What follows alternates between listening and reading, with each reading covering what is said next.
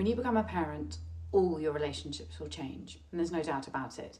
And I'm not saying things will change for the worse. Hopefully, it'll be for the better. But either way, there may be a period of adjustment.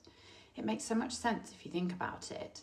A brand new, noisy, demanding little human has arrived to live with you forever. And it takes time to find a new rhythm and a new way of doing things. And no matter how much we wish that we could have complete sexual equality, this is the one time where the woman usually bears most of the emotional and the physical load. For us mothers, things change dramatically overnight. It's us who's given birth, and if you want the baby to be breastfed, it's us who feeds the baby. And this often sets the scene for the rest of time.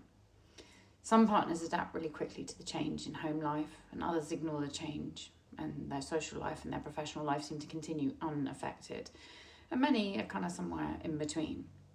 Either way, for some of us, it can be so difficult to see your partner head off to work or to the pub if you feel like you're confined to the house with the task of keeping your kids alive.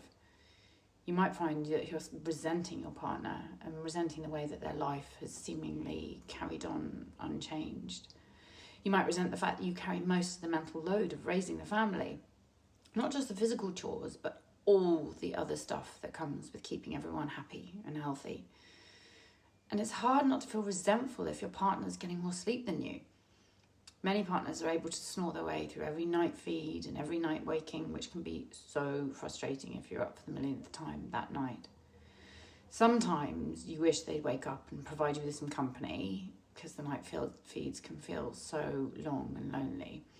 And sometimes you want them to just wake up and appreciate how heroic and selfless and amazing you are, and maybe bring you a drink or a snack. And other times, you just want them to wake up to get a taste of how absolutely exhausted you are and to share in your pain. And it's very normal to feel all of these things. Lack of sleep can be the biggest source of tension, and there's nothing worse than two people both thinking they're the tiredest and trying to compare levels of tiredness. And the time that you used to spend socialising together or apart, doing your own things, like relaxing, feels like it's evaporated overnight. Reduced income, when one of you isn't working, can be a source of worry and tension. And the emotional issues underpinning this, like losing your financial independence, or perhaps for them, feeling the strain of being the sole breadwinner or the main provider. You might feel like you're no longer the centre of your partner's world. You might feel invisible and unappreciated and undervalued. Like you're just there to keep the kids alive and the laundry going. And likewise, our partners often feel like they get a short shift when they come home from work and you're too tired to string a sentence together, or you're short and you're snappy and you don't want to be touched because you're all touched out.